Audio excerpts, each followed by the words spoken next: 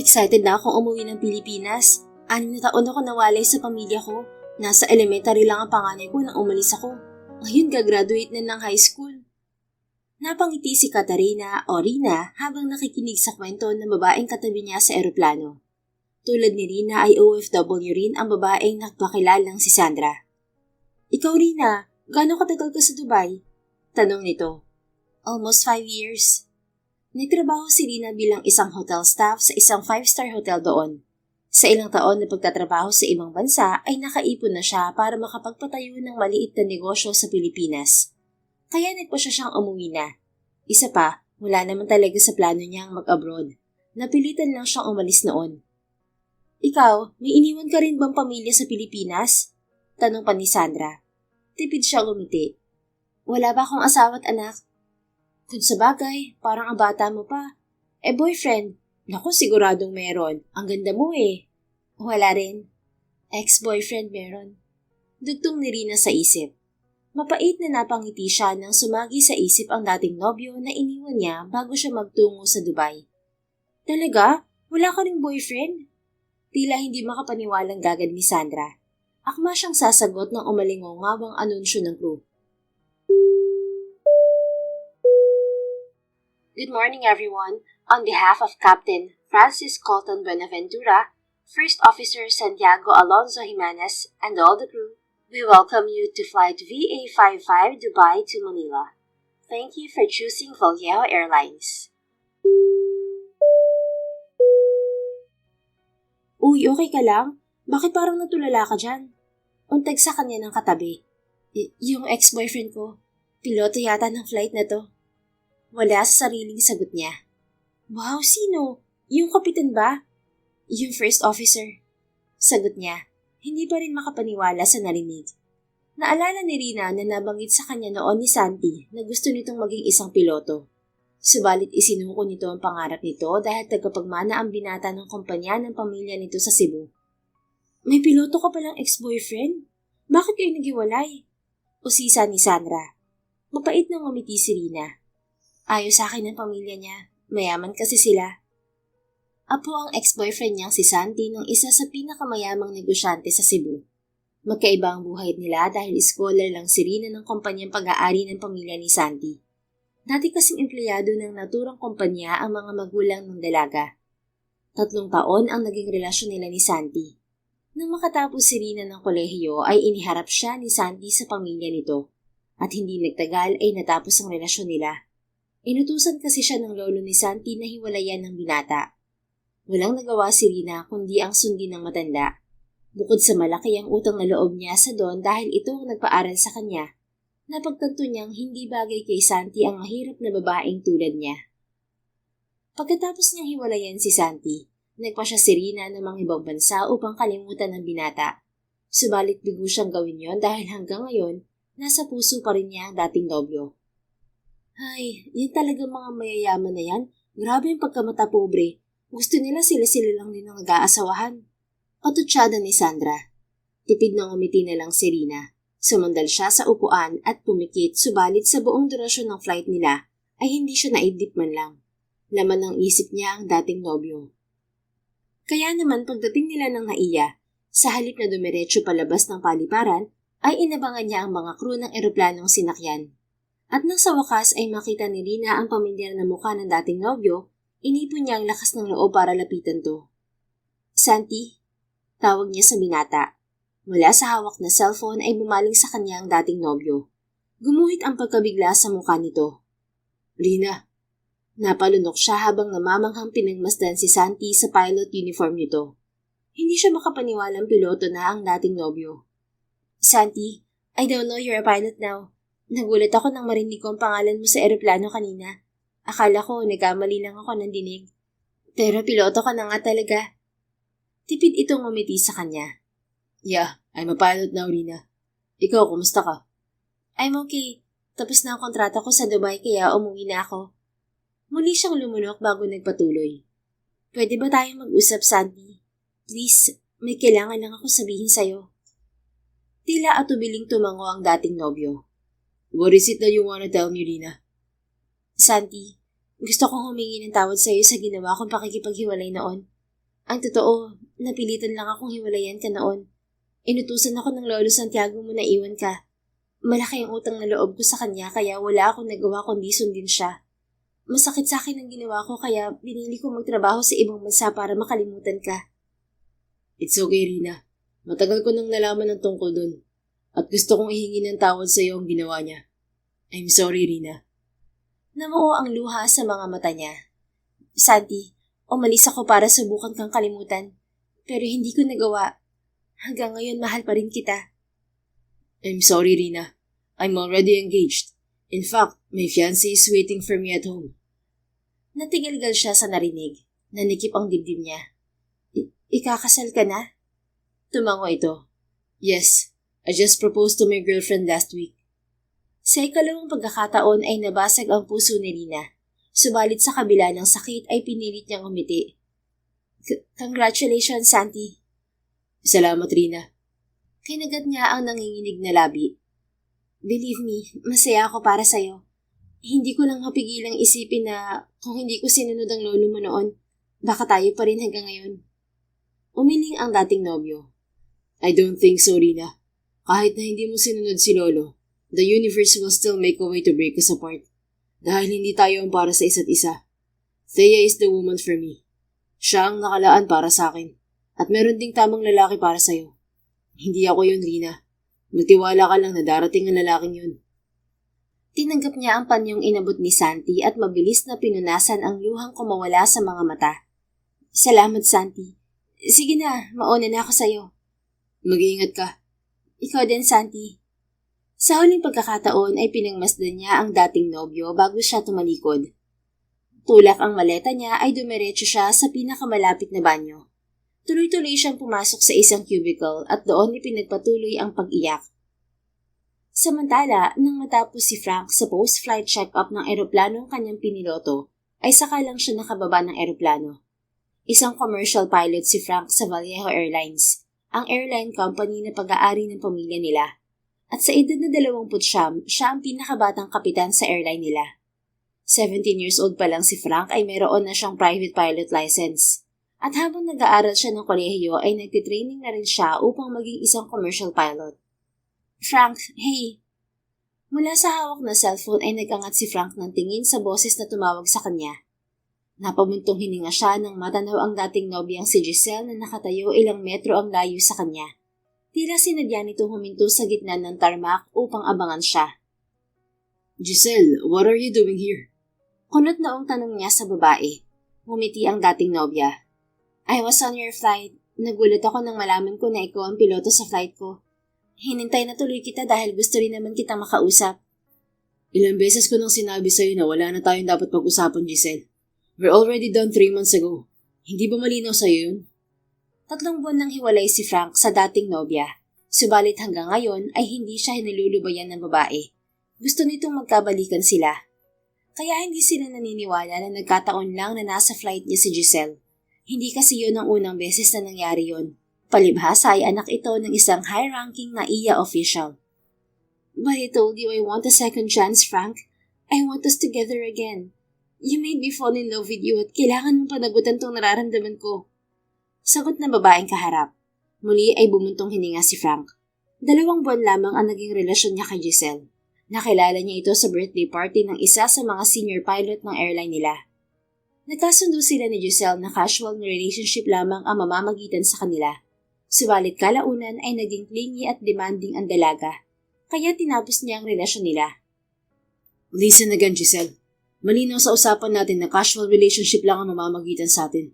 I never once gave you false hope. I'm sorry if you fell in love with me. But I don't think you should blame me for your own feelings. Tila naiiyak na lumabi ang dalaga. Pagkatapos ay ipinadyak nito ang isang paa. Pero mahal kita, Frank. Hindi ako papayag na hindi ka mapunta sa akin.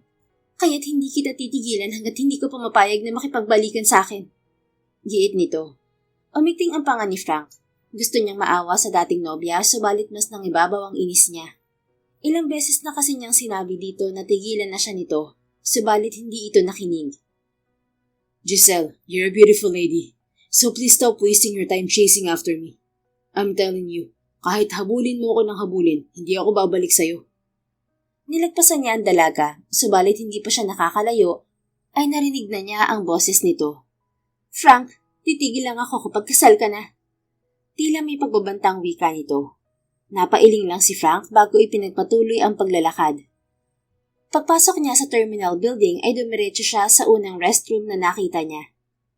Damn, I need to remind myself to never get involved with spoiled brats again.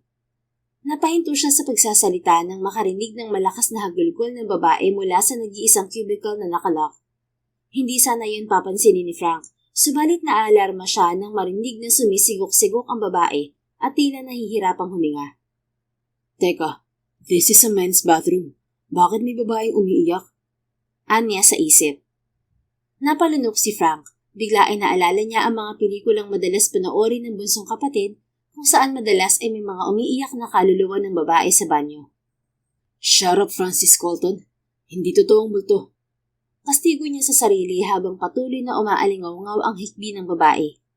Kinagat ni Frank ang ibabang labi at kinatok ang cubicle. Hey, miss, okay ka lang ba? I'm sorry I didn't want to disturb you, but you got me a little worried. Huminto sa pag-iyak ang nasa kabilang bahagi ng pinto. Kasunod niyon ay bumukas ang cubicle. Tumambad kay Frank ang isang luhaang babaeng nakaupo sa nakasarang toilet seat. Namumula ang mga mata at ilong ng babae sa pag-iyak. Sa kabila niyon, hindi nakaligtas kay Frank ang itsura nito. The woman was pretty. Bilugan ang kulay tsokolating mga mata. Maliit ang ilong. Kulay rosas ang mga labi. Maiksi ang itim na buhok nito na bumagay sa hugis puso nitong muka. Sigurado ako walang ganitong kagandang multo. Sambit ni Frank sa sarili. Sorry. Mahina at paos na sambit ng babae habang pinupunasan ng panyo ang basang muka. Napakurap-kurap si Frank bago nakapagsalita. It's fine, miss. I should be the one apologizing. But are you okay? Sumigok-sigok ang babae bago muling napuno ng luha ang mga mata. Hindi ako okay. Pagdating ko dito sa Pilipinas, nakita ko yung ex-boyfriend ko. Hanggang ngayon, pagkatapos ng 5 taon, mahal ko pa rin siya. Pero ikakasal na siya sa iba. Sinabi ko sa kanya na masaya ako para sa kanya. Pero ang totoo, ang sakit-sakit ng puso ko. Pero hindi ako pwedeng magreklamo dahil kasalanan ko naman. Ako may kasalanan kasi ako naman yung iwan.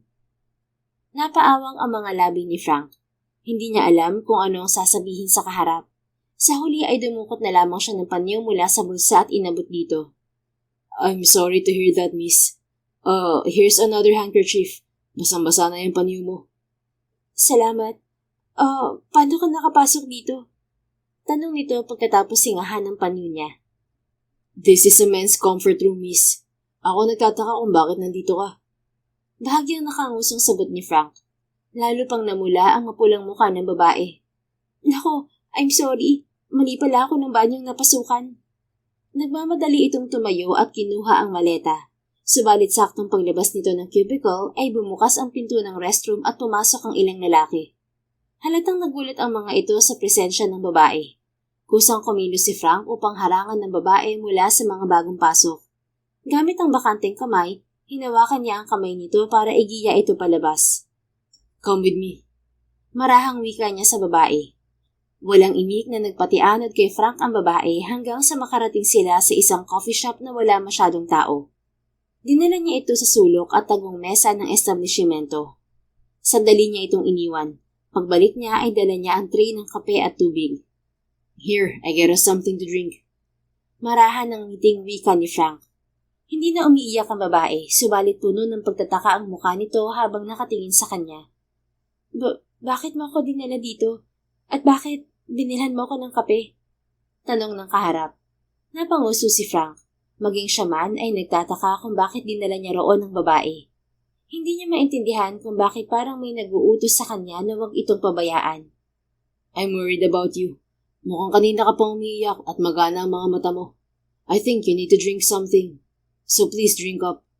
Ani at marahang umiti. Salamat. Pasensya na sa mga nasabi ko kanina. Nakakahiya na sa'yo ako naglabas ng sama ng loob. Napapaos na sagot nito bago inabot ang tasa ng kape. Nanatili ang ngiti sa mga labi ni Frank.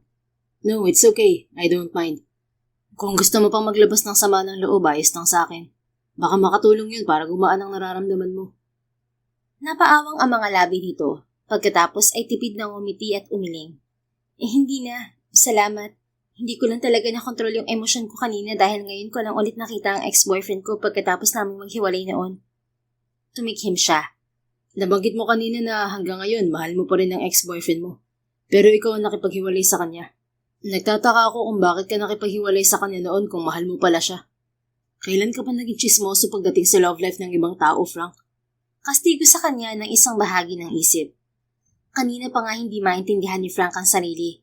Hindi niya alam kung bakit hindi niya magawang iwan ng babae. Ngayon naman ay kuryoso siyang malaman ang buhay nito. Napilitan akong hiwalayan ng ex-boyfriend ko dahil ayaw sa akin ng pamilya niya. Mayaman kasi siya at mahirap ako. Dating empleyado sa kumpanya ng pamilya niya ang mga magulang ko. Nakapag-aral ako dahil scholar ako ng kumpanya nila. Kaya nung inutusan ako ng lolo niya na iwan siya, wala akong nagawa kundi sumunod. Ipinamukha rin kasi sa akin ng lolo niya na hindi ako bagay sa apo niya dahil mahirap lang ako. Pagkukwento ng kaharap. Napaawang ang mga labi ni Frank pagkatapos ay pagkaksyang natawa. Your ex-boyfriend's family is something else. Mayaman ang pamilya ni Frank, subalit kailanman ay hindi naging matapobre ang kahit sinong miyembro ng kanila. And that ex-boyfriend of yours, he doesn't really love you, miss. Kung mahal ka niya, hindi siya papayag na maghiwalay kayo. Pagpapatuloy ng binata. Sa loob ng 29 na taon ni Frank sa mundo, hindi pa niya naranasang umibig, kaya nga wala pa rin siyang nagiging seryosong relasyon. Subalit sigurado siya na kapag nagmahal siya, hindi siya papayag na may humadlang sa kanila ng babaeng minamahal. Naniniwala akong minahal niya ako, pero siguro nga, gaya ng sabi niya, hindi kami para sa isa't isa. Malungkot ang ngiting sagot ng babaeng kaharap. Kung nasaktan ka dahil sa pagmamahal mo sa kanya, hindi nga siya para sa'yo. There's someone else for you. A man who will never hurt you. Salamat. Anong babaeng kaharap at ngumiti ito sa kanya. Sa pagkakataong yun ay sincero ang ngiti nito. Hindi maintindihan ni Frank kung bakit tila may sumipa sa dibdib niya. The woman in front of him looked even more beautiful when she smiles. At nasisilaw siya sa ganda nito. Frank, my name is Frank. Francis Colton Buenaventura, but I go by the name Frank. Wika niya sa kaharap. Salamat, Frank. Anito at muling humiti. Ikaw, hindi mo ba gusto magpakilala sa akin? Namula ang mukha nito. Sorry, I'm Catalina Flores, pero masanay ako sa Rina. Ngumiti siya. Well, nice to meet you, Rina. Ikinagagalak din kitang makilala, Frank. Salamat ulit sa panyo, sa inumin at sa pakikinig sa akin. You're welcome. You can keep that handkerchief. Teka nga pala, hindi ba kita naabala? Wala ka bang trabaho? Piloto ka, hindi ba? Anito at pinasadahan ng tingin ng suot niya. Ngumiti si Frank. Yeah, I'm a pilot. But I just got off my flight. Kaya pauwi na ako. Namilog ang mga mata nito at napatingin sa suot na relo. Anong oras na pala? Kailangan ko nang umalis. Wala kang sundo? Umiling siya. Pinsan ko lang ang kamag-anak ko dito sa Maynila. Hindi na ako nagpasundo sa kanya. Pauwi na rin ako, Rina. Dala ko ang kotse ko. Ako na mag-aatid sa'yo. Ha? Bakit mo gagawin yun? Napakurap-kurap na tanong nito. Para hindi ka na magabang ng taxi. Nakangiting sagot niya. Pero hindi naman tayo magkakilala para ihatid mo ko. Bahagya siyang nag-angat ng kilay. Wait, we already know each other. I'm Frank at you're Rina. Nagkape na rin tayong dalawa. That means I consider you a friend already. Tila nag-aalin lang ang umiti ito. Hindi ba nakakahiya? Sa Makati pa ang bahay ng pinsan ko. Ako naman ang nag-volunteer na ihatid ka, Rina. Besides, sa Makati rin ang kondo ko. Tila sandali itong nag-isip bago sa huli ay nahihiyang ngumiti at tumango. Okay, sige. Teka, yung check-in baggage ko pala. Babalikan ko pa. No problem. Sasamahan na kita. Wika niya. Paglabas nila ng coffee shop ay magkaagapay nilang tinungo ang baggage area ng Vallejo Airlines. Saang bansa ka galing, Rina? Tanong ni Frank sa dalaga. Sa UAE. Namilog ang mga mata niya. Do you happen to be on flight VA55 of Vallejo Airlines, Dubai to Manila? Sandali itong natigilan bago napaawang ang mga labi. Teka, kaya pala medyo pamilyar yung pangalan mo. Ikaw yung kapitan ng flight na sinakyan ko? Lumawak ang ngiti niya bago pa birong yumukod dito. Ako nga. Wow, ang bata mo pang kapitan, Frank. Pabiro siyang kumindat. I'll take that as a compliment. Anyway, thank you for choosing our airline, Rina. Bahagya ay dun natawa. Compliment naman talaga yon. Nakakahanga na ang bata mo pa pero ang taas na ng ranggo mo sa trabaho. Napatitig si Frank kay Rina. Tila may nagwala sa loob niya nang marinig ang tawa nito. Look at you now. Kanina halos hindi ka makahinga sa pag-iyak, pero ngayon nakakatawa ka na. Hindi napigilang sambit niya bago ngumiti. Ipagpatuloy mo lang yan, Rina. Mas maganda ka kapag nakangiti at nakatawa. Nahihiya itong ngumiti bago nag-iwas ng tingin. Pinigilan naman ni Frank na lalong mangiti. Pagkatapos makuha ng dalaga ang bagahe nito ay si Frank na ang nagtulak ng luggage cart nito patungo sa parking area. Dito mo na lang ako hintayin para hindi ka na maglakad. Nasa dulo pa kasi ang sasakyan ko. Wika niya kay Rina pagdating nila sa bukana ng malawak na parking space ng paliparan. Sanay naman ako maglakad, Frank. No, sige na, dyan ka na lang. Don't worry, hindi ko itatakas tong mga bagahe mo. Ngumuso ito. Hindi ko naman yun inaalala. Besides, I don't think pag-iinteresan mong itakas sa mga yan. Ngumiti siya. Then, just wait for me here, okay? Tumango si Rina. Tulak ang luggage cart ay tinungo ni Frank ang sasakyan niya. Nagpasalamat siya na SUV ang dala niya at hindi sports car. Pagkatapos niyang ipasok ang mga maleta ni Rina sa sasakyan, ay pumasok siya sa driver's seat at pinaandar yon. Muli ay napangiti siya nang matanaw si Rina. Nakayuko ito at hawak ang cellphone. She's really beautiful. Sambit ni Frank sa sarili. Kahit na simple lamang ang ayos ng babae sa suot na long sleeve blouse at pantalon, ay lutang ang ganda nito. Subalit nawala ang ngiti niya nang isang sasakyan ang biglang sumulpot. Sunod-sunod na bumusina si Frank nang mapansing tila nawala ng preno ang sasakyan, kaya dire-diretso lang ito patungo sa direksyon ni Rina. Nakita niya kung paano nalaki ang mga mata ni Rina nang mapansin ang paparating na sasakyan. Sinubukan nitong iwasan ng kotse subalit sa huli ay nahagip pa rin ang dalaga. Tila pansamantalang huminto ang tibok ng puso ni Frank sa nasaksihan. Agad siyang bumaba ng sasakyan para takbuhin ang dugoang dalaga. Rina! Katarina! Hey, wake up! Nanginginig na wika niya habang kandong ang dalaga. Malabo na kay Frank ang mga sumunod na pangyayari. Namalayan na lang niya ang pagdating ng mga security personnel at ambulansya. Rina, please fight. You can't die, okay? Napapaos at naluluhang wika ni Frank habang iniaangat sa stretcher ang dalaga. Nang mga sandaling yon, habang nakatitig si Frank sa walang malay na babae, ay tila sinuntok siya ng isang realisasyon. He was in love with Catarina Flores. He fell in love with her the first time he saw her. Hindi niya alam kung posible yun, subalit hindi niya maikakaila ang nararamdaman ng puso. Right now, his heart was beating for this woman lying on the stretcher. At hindi siya makapapayag na hindi ito magising, na hindi niya muling narinig ang boses nito, na hindi niya muling makita ang ngiti nito. Sir, what's your relationship to the victim? Baling ng medical personnel kay Frank. I'm her future husband. Namalayan ni Frank na lumabas sa bibig niya habang hindi inaalis ang tingin sa babaeng sa isang iglap ay nagpabaliktad sa mundo niya. Please, Rina, you have to wake up. Kailangan ko pang patunayan sa'yo na akong lalaking para sa'yo. Naluluhang usal ni Frank sa isip. Samantala, 2 araw ang nakalipas, nagising si Rina sa isang malawak na silid ng isang ospital. Rina, salamat sa Diyos at gising ka na. Nagpapasalamat na sambit ng pinsan niyang si Carlota.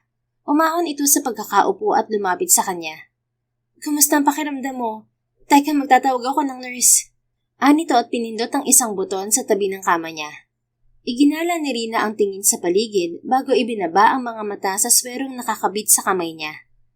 Rina, naaalala mo ba ako? Ako to, pinsan mong si Carlota. Anong pinsan? Alam kong si Carlota ka. Bakit naman hindi kita makikilala?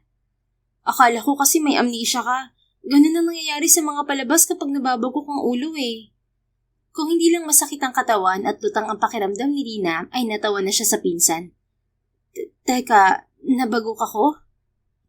Oo, sabi ng doktor, nagka-internal bleeding ka sa ulo kaya inoperahan ka. Iniharap sa kanya ng pinsan ang salamin. Nakita niya na may bendang nakabalot sa ulo niya.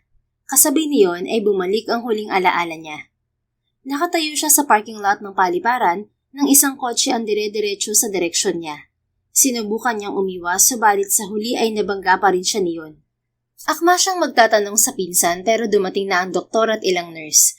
Pagkatapos i-check ang vitals niya ay kinausap siya ng doktor.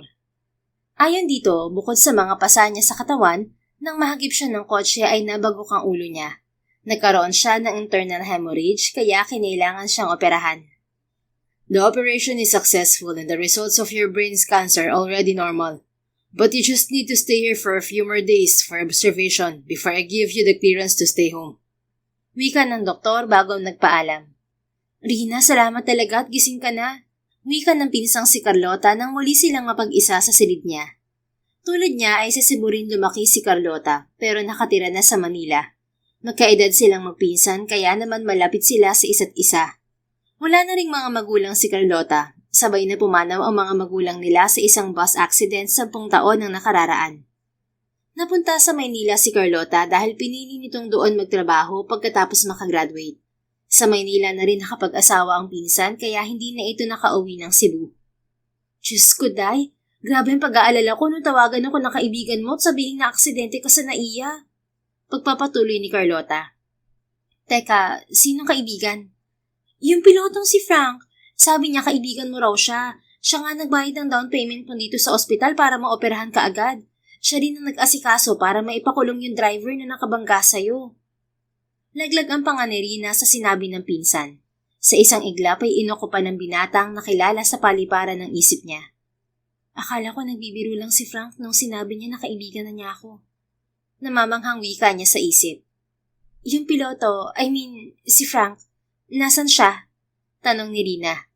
Kaaalis lang kaninang umaga, pero nandito yun buong maghapon kahapon. Ayaw nga umalis kahit nung dumating ako. Sabi babalik daw siya mamaya, may aasikasuhin lang daw. Muli ay napakurap-kurap siya sa sinabi ni Carlota. Paano ba kayo naging magkaibigan ng lalaking yun, Rina? Ang gwapo nun at halatang mayaman din. Sabi ko sa pinakamurang private room ka nalang iligay, pero iginiit niya na sa executive room ka raw at siya na ang bahala sa hospital bills. Nagkakilala lang kami sa airport. Sagot ni Rina na nagpalaglag sa panga ng pinsan. Ha? Kakakilala niyo lang nung araw na maaksidente ka? Pero bakit gano'n na lang ang concern sa'yo ng pilotong yun? Maliit siyang umiti. Naawa lang siguro siya sa akin, Lota. Baka naiisip niya na kasalanan niya kung bakit ako naaksidente. Nabanggit nga sa investigasyon na hinihintay mo ang sasakyan niya.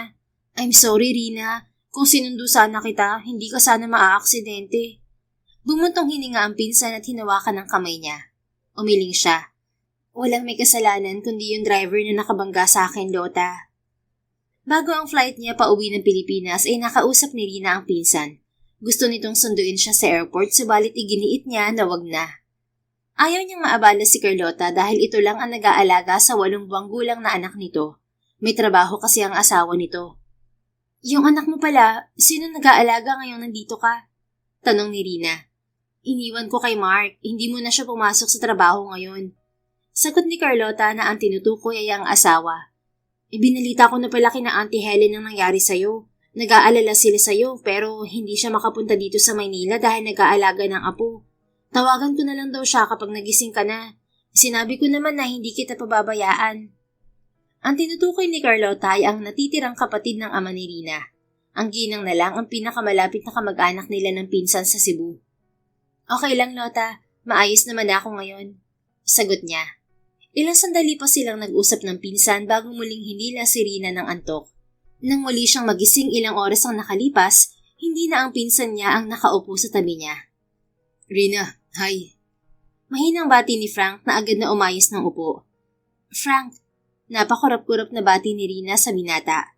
Hindi na naka-uniforme ang lalaki. Isang kulay puting polo shirt at maong na pantalon na ang suot nito. Nakabagsak rin ang itim at maalong buhok nito. Rina, may masakit ba sa'yo? Do you need something? May pag-aalalang tanong ni Frank. Umiling siya. Walang masakit. Nagugutom ka? Sabi ni Doc, you're already allowed to eat solid food. Hindi rin ako nagugutom. Tubig na lang. Tumango ito at tumayo sa kinauupuan para kumuha ng tubig. Here, drink up. Dahan-dahan lang para hindi ka mabigla. Masuyong wika ni Frank nang iabot sa kanya ang baso ng tubig na may kasamang straw. Habang umiinom ay nakamasid sa kanya ang binata. Ganoon din siya dito. Napansin ni Rina na tila puyat si Frank. Sa kabila niyon ay wala pa ring kapintasan ng mukha nito. Isa sa mga unang napansin niya kay Frank nang makilala niya ito ay ang itsura nito. Hindi ito moreno tulad ng dating nobyong si Santi. Subalit hindi may kakaila na gwapo rin si Frank. Itim na itim ang mga mata nito na may makapal na pilik. Gayon din ang bahagyang kulot na buhok. Mapula naman ang manipis na mga labi nito. Matangos ang ilong nito na bumagay sa perpektong tabas ng panga. Yung pinsan mo pala, umuwi muna. Babalik daw siya bukas ng umaga. Sinabi ko na kahit sa hapon na. I can stay here with you until tomorrow. Wika ni Frank. Ngumiti ito at kinuha ang baso ng tubig na ininuman niya. Napakurap-kurap si Rina at napaawang ang mga labi. Sabi ni Carlota, ikaw ang tumawag sa kanya. Yeah, the hospital was asking for your relative. Kaya napilitan akong pakialaman ng cellphone mo para tawagan ng pinsan mo. Wala ka na rin dapat isipin dahil nakakulong na yung driver na nakamangka sa'yo. Nagkasundo rin kami na magbabayad sila ng danyos. Salamat, Frank. Salamat sa lahat ng tulong mo. Ngumiti ang binata. You're welcome, Rina. I'm sorry, wala ako rito nung magising ka. May mga inasikaso kasi ako. Pagbalik ko dito, tulog ka na ulit. Hindi mo naman ako kailangan bantayan dito sa ospital, Frank. Wala kang kasalanan sa nangyari sa akin, kaya wala kang responsibilidad sa akin. Kumunot ang noon nito. Hindi ko ginagawa ang lahat ng to dahil sinisisi ko ang sarili ko sa nangyari sa'yo, Rina. Kung ganon, bakit mo ginagawa to? Bakit nandito ka? Bumalik ang ngiti nito. Because I told you, you were already my friend. At bilang kaibigan mo, hindi kita pababayaan. Tila may mainit na bumalot sa puso ni Rina sa narinig. Nangilid ang luha niya. Yun ang unang pagkakataon na nakaranas siya ng ganoong trato mula sa lalaking kung tutuusin ay estranghero sa kanya. Hey, are you okay? May masakit ba sa'yo? Yung ulo mo, sumakit ba? Tila nagpapanik na tanong ni Frank. Umiling si Rina. Naiiyak lang ako kasi hindi ko inaasahan na may magmamalasakit sa akin ng ganito. Shh, please don't cry. Baka makasama yan sa'yo. Masuyong wika ni Frank. Lumapit ito sa kanya. Gamit ang kamay ay binanasan nito ang mga luha sa pisngi niya. Natigilan si Rina. Sa bawat haplos ng daliri ng binata sa mukha niya ay tila may humahaplos din sa puso niya. Frank? What is it, Rina? Marahang tanong nito. Ayos lang mo talaga na nandito ka? Wala ka bang trabaho? Sa susunod na linggo pa ang duty ko, Rina. I'm free this week. Pamilya? Wala ka bang pamilyang inuuwian? My parents are both busy with each other. Yung dalawang kapatid ko may asawa na. Yung bunso naman nasa ibang bansa. Tumikhim siya. Asawa o girlfriend? Nakangiting umiling si Frank. Wala rin. Wala akong asawa. Wala rin girlfriend. Napakurap-kurap siya. Wala, pero gwapo ka. May magandang trabaho at mabuting lalaki. Natawa ito. Huwag mo ako masyadong bulahin, Rina. Mabilis ako maniwala sa mga ganyan. Ha? Pero totoo naman yung sinabi ko. Nakapagtataka na wala ka man lang girlfriend. Tumikhim to bago sinalubong ang mga mata niya.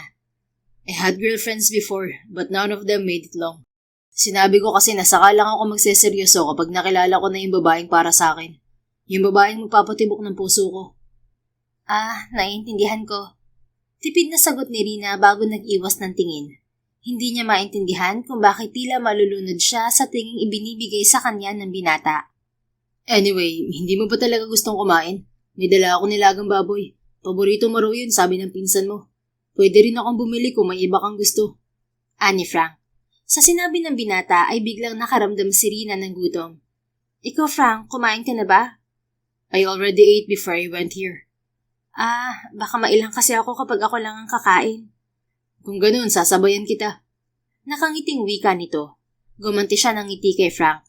Hindi maikaila ni Rina na kahit sa unang pagkikita pa lamang nila ng binata ay magaan na ang loob niya rito. Kung nahihirapan kang kumilos, pwedeng subuan muna kita. Ani Frank matapos ayusin ng pagkain sa bed table na nasa harap niya. Nag-init ang mukha niya. Kaya ko naman, Frank. Okay, just tell me if you need my help. Nakangiti siyang tumango rito. Tulad ng sinabi ni Frank habang kumakain siya ay sumusubo rin ito. Do you have plans to go back to Dubai? Tanong ng binata sa gitna ng pagkain. Umiling si Rina. Wala na, hindi ko naman talaga gustong mag-abroad. Umalis lang talaga ako noon para lumayo sa ex-boyfriend ko. Makakalimutan mo rin ng lalaking yun kahit hindi ka umalis ng bansa, Rina. Sa tingin mo, Frank, sa loob ng 5 taon, hindi ko siya nakalimutan. That's because you haven't had a proper closure with him. You were haunted by the what-ifs of your relationship. Ngayong nagkita na kayo at natanggap mo nang hindi siyang lalaking para sa'yo, I'm sure you'll be able to finally move forward, Rina. Napangiti siya at umaasang tama ito. Salamat, Frank. Teka, sabi mo hindi ka pa nagkakaroon ng seryosong relasyon, pero bakit parang marami kang alam sa pag-ibig? Bahagya itong natawa. Yung mga alam ko tungkol sa pag-ibig, galing yun sa mga magulang ko. They're my living proof that true love exists. Sa sinabi nito ay naalala ni Rina ang sariling mga magulang.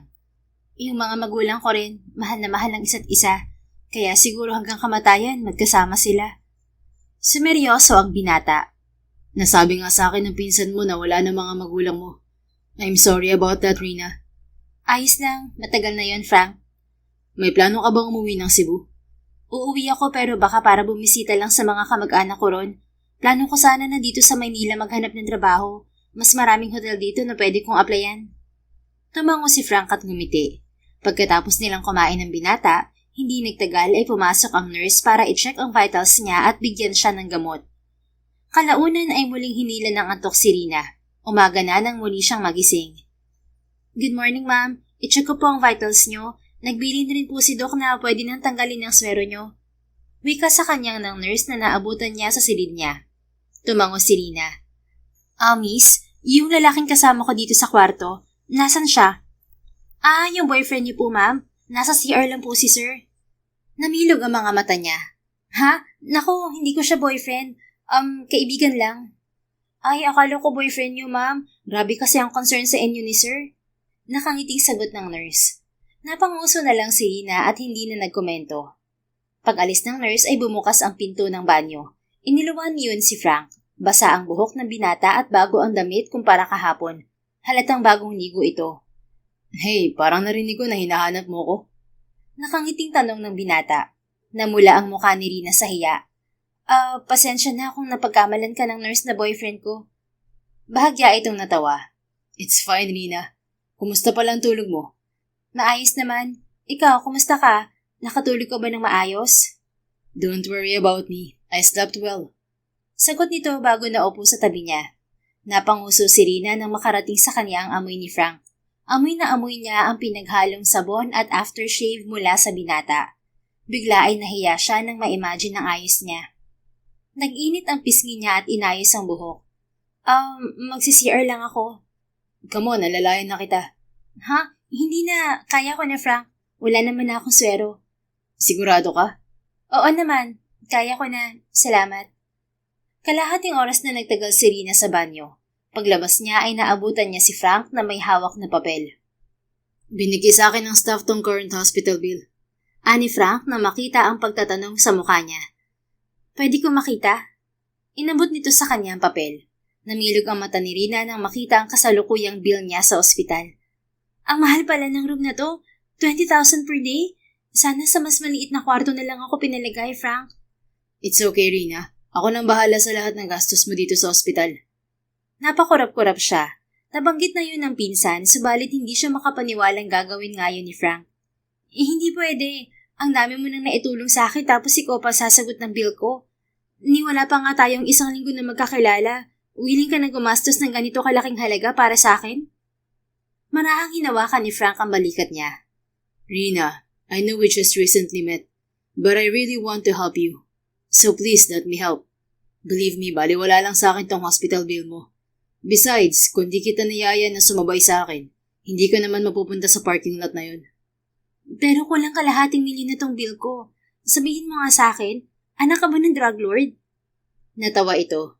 No, Rina, but my family owns Vallejo Airlines. Muling namilog ang mga mata niya. Pamilya mong may-ari ng Vallejo Airlines? Yes, my middle name is Vallejo. Ilang sandaling napatulala si Rina bago siya nakabawi at muling nakapagsalita. Kahit naubod ng yaman mo, Frank, hindi ko kayang tumanggap ng pinansyal na tulong sa'yo. Sobra na kung gagawin ko yun. May pera naman ako, Frank. May ipon ako. Isa pa, tutulong naman ng paliparan sa expenses, pati yung driver na bumangga sa akin. Kahit na, hindi pa rin yun sapat. At ayoko maubos ang pinaghirapan mo para dito sa hospital bills mo, Rina. Please allow me to help you. Lumunok siya. Ayaw rin sana niyang maubos ang inipon niya dahil pinangakuan niya ang pinsan na tutulong siya sa pagpapaaral ng pamangkin. Kung papayag ka, Frank, babayaran ko na lang sa'yo ng paunti-unti ang magagastos mo. Ayoko kasi talaga magkaroon ng utang na loob. Bahagyang nag-angat ng kilay si Frank. How about you pay me in another way, Rina? Ha? Babayaran kita sa ibang paraan? Anong paraan naman yun? Be my wife, Rina. Nalaglagan pa nga niya. Anong sabi mo? Teka, hindi naman naapektuhan ng aksidente ang pandinig ko, di ba? Tila nangingiting tumango ito. Don't worry, tama yung dinig mo. I'm asking you to be my wife. Ha? Bakit mo ko inaalok na maging asawa mo? Dahil kailangan ko ng pansamantalang magiging asawa ko. I need a temporary wife, Rina. Temporary wife? Bakit, Frank? Meron ka bang inheritance na makukuha mo lang kapag nag-asawa ka? Yung gaya sa mga palabas? Tanong niya na nagpatawa rito. No, but I have an obsessed ex-girlfriend. Ilang buwan na kaming hiwalay ni Giselle, pero hanggang ngayon hinahabol niya ako. Umabot na sa puntong sinasadya niya ako sa airport. Nung araw na nagkakilala tayo, nasa airport din nun si Giselle, dahil kasama rin siya sa flight na sinakyan mo. Talaga? Nagawa niya yon? Bukod sa nagsasayang ng pera yung ex mo, nalalaman din ng detalye ng flight mo? Hindi makapaniwalang gagad ni Rina. Her father is a high-ranking official in NAIA. Ilang beses ko nang sinabi sa kanya na tigilan niya ako, pero hindi niya ginagawa.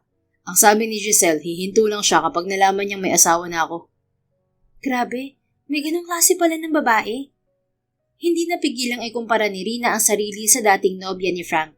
Kahit na mahal pa niya ang dating nobyong si Santi, hindi niya ibababa ang sarili para maghabol sa binata.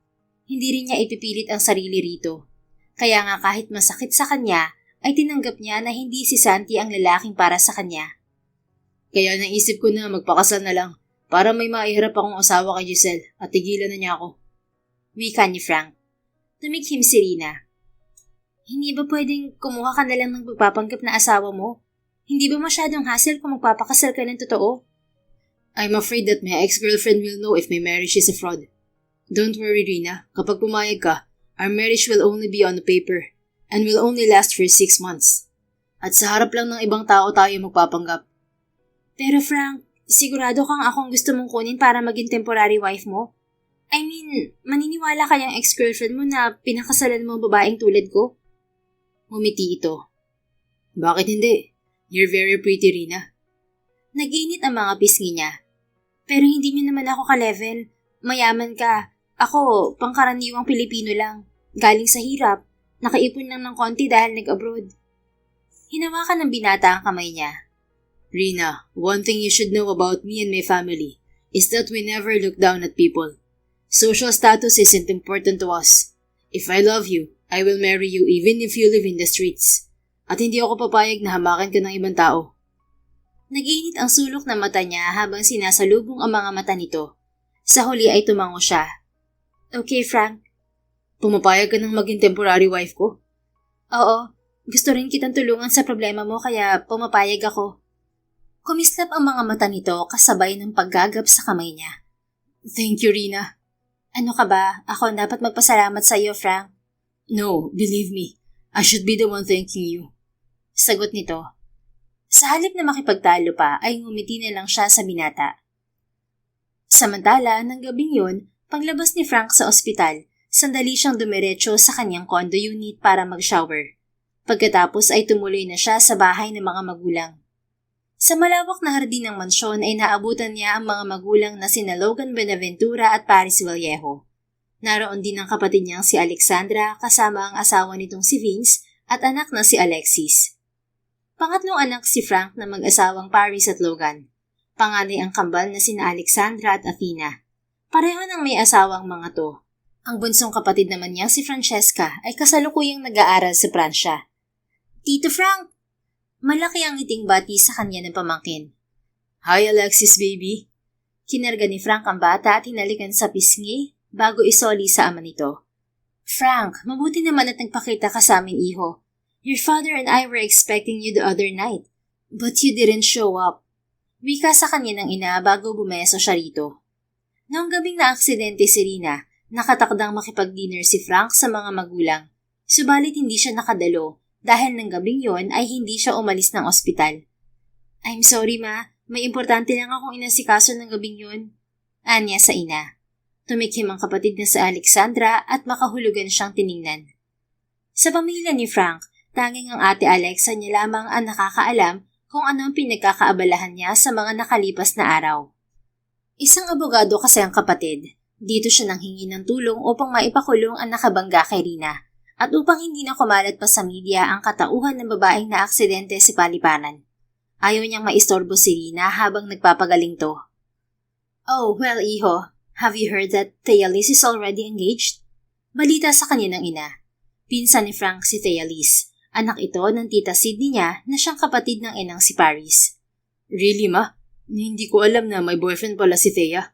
Kilala niyo ba kung sino yung lalaking pakakasalan niya? I haven't met the guy yet, iho. Pero baka kilala mo dahil ang sabi ng tita Sydney mo ay piloto rin daw sa airline natin. His name is Santi Jimenez. Apo daw ng business magnate sa Cebu na si Don Santiago Jimenez. Si Santi ang fiancé ni Thea? I know him, ma. He's one of my subordinates. Ani Frank sa ina. Sa katunayan, ang binata ang co-pilot ni Frank sa recent flight niya sa Dubai kung saan pabalik na Manila ay pasahero si Rina. Ilang beses pa lamang niyang nakakatrabaho si Santi subalit sa tingin niya ay mabuting lalaki ang binata. Tumango-tango ang ina. How about you, iho? Wala ka pa bang babaeng ipapakilala sa amin ng papa mo? You're not getting any younger, Francis Colton. Humuso siya subalit sa huli ay hindi niya napigilan ang ngiting sumilay sa mga labi. Don't worry, ma. Sasurprisahin na lang din kita. Tumikim ang ate Alexandra niya. Ma, baka isang araw magpakita na lang niya si Frank na may dala ng asawa. Napatingin si Frank sa kapatid. Wala siyang inamin dito tungkol sa nararamdaman niya kay Rina. Subalit hindi na siya nagtaka sa sinabi nito. Abogado ang ate Alexa niya kaya malakas ang radar nito. Frank, don't tell me nakabuntis ka ng babae. Namimilog ang mga matang baling sa kanya ng ina. Chill, ma. Wala akong nabuntis. Pero hindi mo itinanggi ang sinabi ng kapatid mo, iho. Kung may girlfriend ka, ipakilala mo muna sa amin bago mo pakasalan. Hayaan mo ng anak natin, darling. Malaki na si Frank. Alam na niya ang ginagawa niya. Wika sa asawa ng amang si Logan. Isang nagpapasalamat na tingin ang ibinigay ni Frank sa ama. Ayaw niyang maglihim sa mga magulang subalit kailangan niya yung gawin sa sitwasyon niya. Saka na niya ihaharap si Rina sa pamilya kapag kasal na sila. Hanggang ngayon nga ay hindi pa rin siya makapaniwala na pumayag ang babae na maging asawa niya. Pansamantalang asawa, Frank. Paalala sa kanya ng isang parte ng isip. Samantala, sa ospital, kausap ni Rina ang pinsang si Carlota. Laglag ang panga nito nang sabihin niya ang pagpayag sa pabor na hinihingi ni Frank Buenaventura. Dina, baka naman pinipikot ka lang ng lalaking yan. Wika ni Carlota. Bakit naman ako pipikutin ni Frank, Lota? Dahil gusto ka niya at dahil aware siyang hindi ka pa nakaka-move on sa ex mong si Santi, inalok ka niya maging temporary wife. Bahagya siyang natawa sa sinabi nito. Tumigil ka, Lota. Ang yaman-yaman nun, tapos ubod din ng gwapo. Paano magkakagusto sa akin yun? Sigurado ako madaming babaeng ka-level niya ang naghahabol sa kanya. Tingnan mo't may obsessed nga siyang ex-girlfriend. Bakit yung ex mong si Santi ubod ng gwapo at yaman din pero na-inlove sa'yo? Tanggapin mo na lang na malakas makahatak ng mga gwapo at mayamang lalaki ang ganda mo, Rina. Nakangising ani Carlota. Oh well, kung si Frank naman ang pipikot sa'yo, wala naman akong tutol, Day. Sigurado ako kapag nakasama mo yan si Captain Pogi, naku, mabilis ka makaka-move on kay Santi. Ano ka ba? Huwag mo nabigyan ng mali siyang pinapakita sa akin ni Frank. Mabait lang yung tao, Lota. Magkaibigan lang din kami. Okay, fine. Sige na. Friends lang kayo ni Captain Pogi. Hindi na ako mag-iisip ng kakaiba kapag nahuhuli kong tinitingnan ka niya. Nakangising wika nito. Ako magsasagot si Rina sa pinsan nang may kumatok sa pintuan ng silid. Kasunod niyon ay bumukas yun at iniluwa si Frank. Hi, Rina. Carlota. Bati ng binata sa kanilang magpinsan. Ay, akala ko nurse. Si Captain pala. Malaki ang ngiting bati ni Carlota sa lalaki. Natawa si Frank bago bumaling sa kanya. Hi Rina, kumusta ka? Okay lang. Ano pa nang ginagawa mo dito? Hindi ba sabi mo bukas ka nababalik? Hindi niya napigilang pasadahan ng tingin ang binata. Bagay dito ang suot na itim na polo shirt at maong na pantalon. Kahit gabi na ay wala pa rin kapintasan ng itsura nito. Ngumiti si Frank at inabot ang dalang paper bag kay Carlota. Uuwi rin ako sa kondo ko. Idinaan ko lang tong dala kong pagkain. Galing kasi ako sa bahay ng parents ko. Maraming niluto si mama kaya nagbalot ako. Wow, Kap, ang sweet mo naman. Pero ang galing ha, kahit pala sa inyong mayayaman, uso rin mag-sharon ha. Ani Carlota. Natawa naman si Frank. Oo naman, masarap magluto si mama kaya nag-sharon ako. Natawa rin si Rina. Salamat, Frank. You're welcome. Sige, mauna na rin ako. I'll leave you two alone. Baka gusto mong sabayan kaming kumain. Ani Rina bago pa mapigilan ang sarili. Ayaw mo pang paalisin si Kap, Rina? Nakangising baling sa kanya ni Carlota. Namula ang mukha niya nang mapagtanto ang sinabi, lalo na dahil nakangiti rin sa kanya si Frank. Hindi naman. Baka lang kasi gutom ulit si Frank. Pero late na nga, Frank. Kaya nga mas mabuting umuwi ka na para makapagpahinga ka rin. Sige, marami nga ako nakain sa bahay. Para sa inyo lang talaga yung dinala ko. Okay, mag-ingat ka, Frank. Salamat ulit. I'll just see you tomorrow, Rina. Nakangiti siyang tumango. Nang makaalis ang binata ay napansin niyang nakatingin sa kanya ang pinsan. Bakit, Lota? Wala lang, para kasi namumulay ang mukha mo. Ha? Hindi naman Kaila niya. Kumibot ang mga labi ng pinsan bago sa huli ay tumango na lang. Pinagsaluhan nilang magpinsan ang dalang pagkain ni Frank. Kinabukasan nga ay bumalik ang binata sa ospital. Buong maghapon ay ito ang nagbantay kay Rina hanggang sa palitan ito ni Carlota. Sabay silang kumakain ni Frank habang nanonood sa malaking flat screen TV ng silid. Bukod sa napag-usapan nila ang magiging setup na gagawin nilang pagpapakasal, napagkwentuhan nila ang mga lugar sa Dubai na pareho nilang napasyalan ng binata. 2 araw pa ang lumipas ay lumabas na si Rina ng ospital. See you next week, Frank. Paalam niya kay Frank nang ihatid siya ng binata sa bahay ni Carlota. Napag-usapan nila ni Frank na manatili muna siya sa bahay ng pinsan bago ang kasal nila sa darating na Biyernes. No, Rina. I'll see you tomorrow. Nakangiting sagot ni Frank at bumaling kay Carlota. Lota, pwede ko naman dalawin si Rina dito, hindi ba? Oo naman, Kap. Welcome na welcome ka diri sa balay namin. Nakangising sagot ng pinsan. Tulad ng sinabi ni Frank, kinabukasan at sa mga sumunod na araw ay pinupuntahan si Rina ng binata sa bahay ng pinsan. Araw ng Huwebes, bago ang araw ng kasal nila, ay sinundo na siya ni Frank upang makalipat sa condo unit nito. Pasensya na kung hindi ako makakadalo sa kasal niyo. Nilagnat kasi tong bunso ko. Basta Kap, alagaan mong pinsan ko Ani Carlota kay Frank. Don't worry, Lota. Makakaasa kang aalagaan ko mabuti tong pinsan mo. Sagot ni Frank na nagpainit sa puso ni Rina. Dahil nasa Makati lamang din ang tinitirhan ni Frank, mabilis silang nakarating sa kondo nito. This is your room, Rina. Anang binata nang igiya siya sa malawak na guest room ng unit nito. Salamat, Frank. Teka, ano pala itong mga to? Wika niya nang makita ang ilang paper bag sa ibabaw ng kama. Oh, that's for you. Bumili ako ng isusuot mo bukas para sa kasal natin. Don't worry, kasya yan. I asked your cousin to make sure. Salamat, Frank. You're welcome. I'll help you with your luggage para makapagpahinga ka agad. Pagkatapos siyang tulungan ay nagpahinga na sila. Bago kasi sila umuwi ay kumain na sila sa bahay ng pinsan. Good night, Rina. Kapag may kailangan ka, magsabi ka lang sa akin. You're free to knock on my door anytime. Kung hindi ako magising, katukin mo ng malakas. Natawa siya. Grabe naman, Frank. Seryoso ako. Okay, sige. Matulog ka na mahimbing kasi hindi kita iistorbohin. Good night, Frank. Nakangusong tumango ito. Nang mapag-isa ay agad na nahiga si Rina sa kama. Sa loob ng mga nagdaang araw, pakiwari niya ay napakarami nang nangyari sa kanya. Hindi siya makapaniwala na bukas ay magiging asawa siya ng lalaking wala pang 1 buwan niyang nakikilala. Sa kabila niyon, sigurado si Rina na buo ang loob niya sa gagawin. Gusto niyang ibalik ang lahat ng kabutihang ipinakita sa kanya ni Frank. Kinabukasan, pagkatapos nilang mag-almusal ay gumayak na sila para sa civil wedding nila. Sinuot ni Rina ang simple subalit eleganting bestida at sapatos na binili ni Frank para sa kanya. Wow, ang ganda mo, Rina. Tila namamanghang sambit ni Frank nang magkita sila sa sala. Kumikislap sa paghanga ang mga mata nito habang nakatitig na lumapit sa kanya. Nag-init ang mukha ng dalaga. Maganda kasi itong damit at sapatos na binili mo. Nah, I don't think it's the dress or the shoes. Kahit sa akong isuot mo, maganda ka pa rin. Nakangiting sagot nito. Nagwala ang dibdib ni Rina. Hindi niya inaasahan yun kaya napalunok siya. Ang gwapo mo rin, Frank. Lalo pang tumingkad ang gandang lalaki nito sa suot na puting long sleeve polo shirt at black slacks. Malinis ang mukha nito at maayos na nakabrush up ang buhok. Thank you, Katarina. Nakangiting wika nito bago inilahad ang kamay sa kanya. Tila may bumalot na init sa puso ni Rina nang tanggapin ang kamay ni Frank. Ganun lagi ang nararamdaman niya kapag hawak ng binata ang kamay niya. Isang oras ang nakalipas ay nakarating sila sa courthouse. Mabilis ang naging proseso ng kasal nila. Ang dalawang staff na naroon ay nagsilbing witness.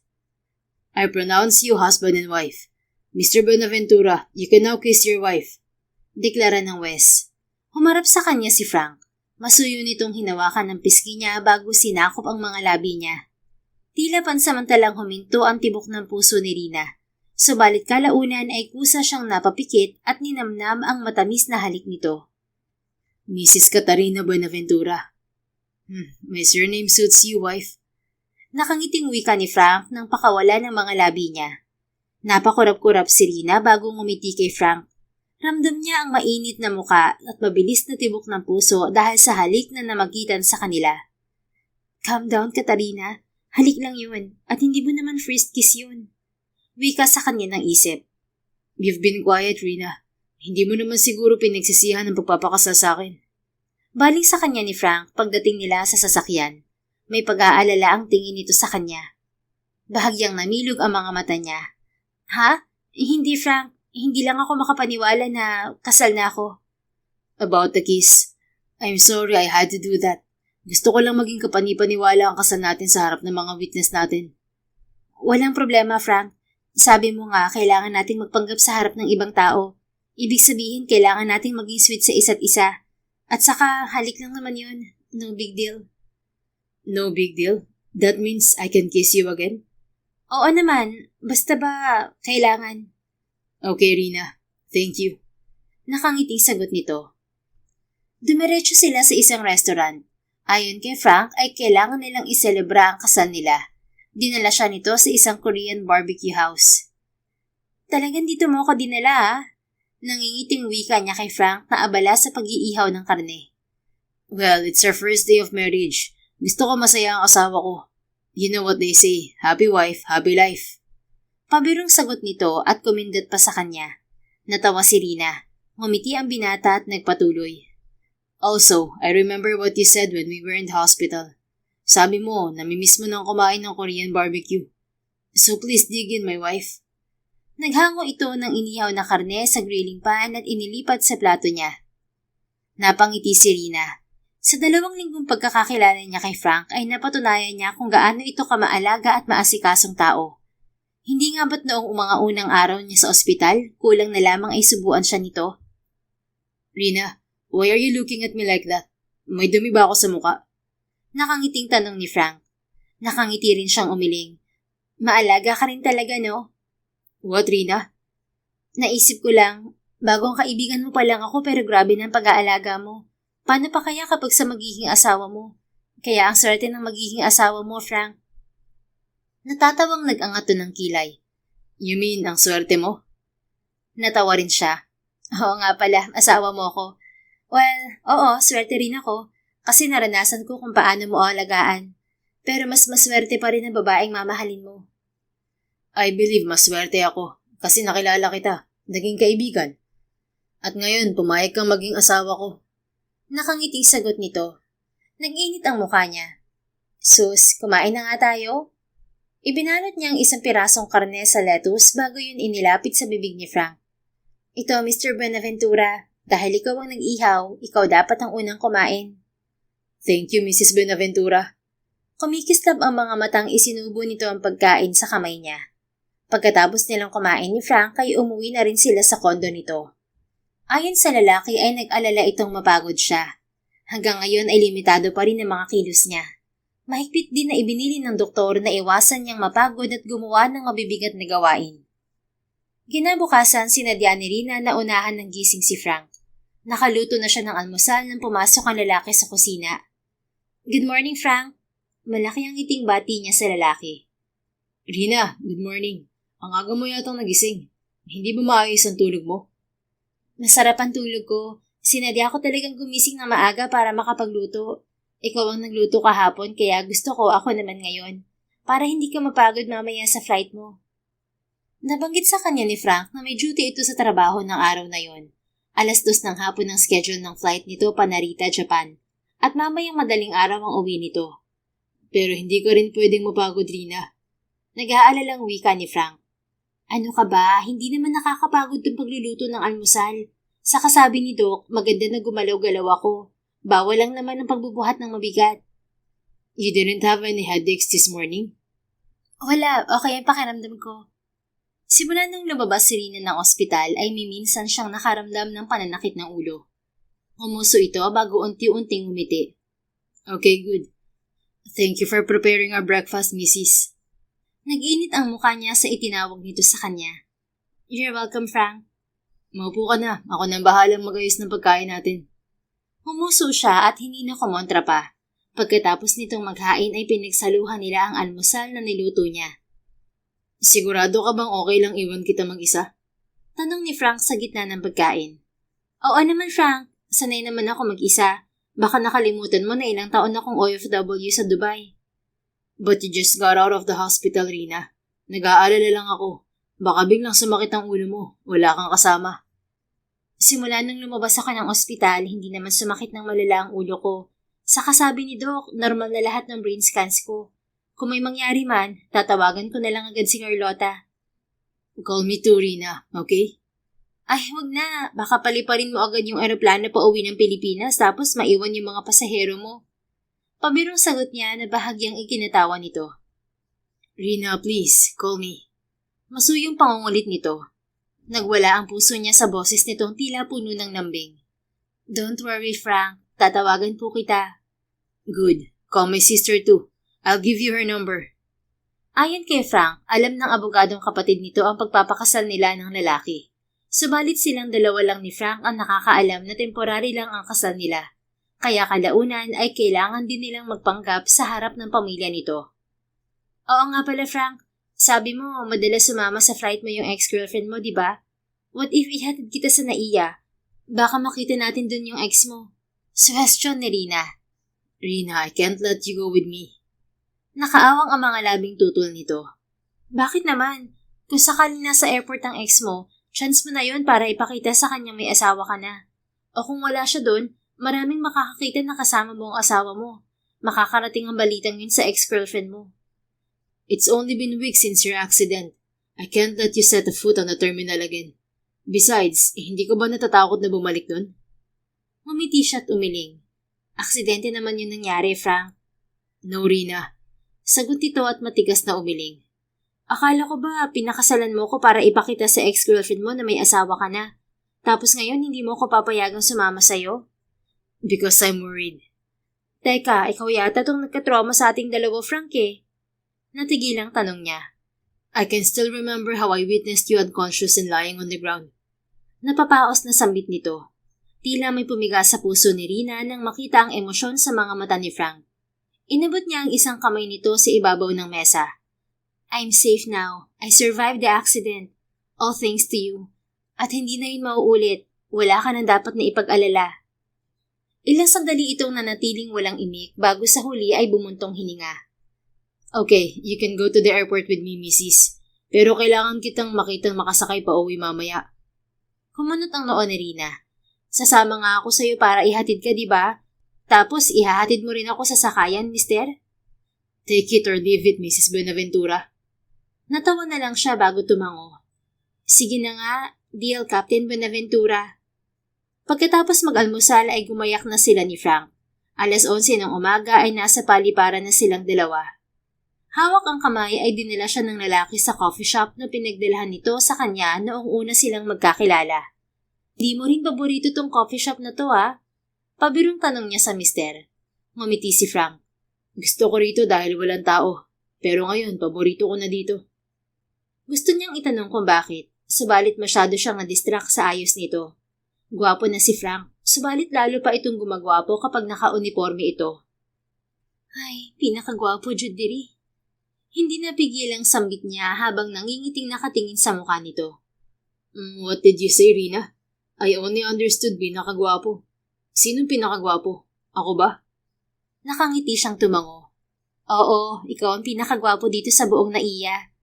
Kinuha nito ang kamay niya at hinalikan. Ikaw din ang pinakamaganda dito.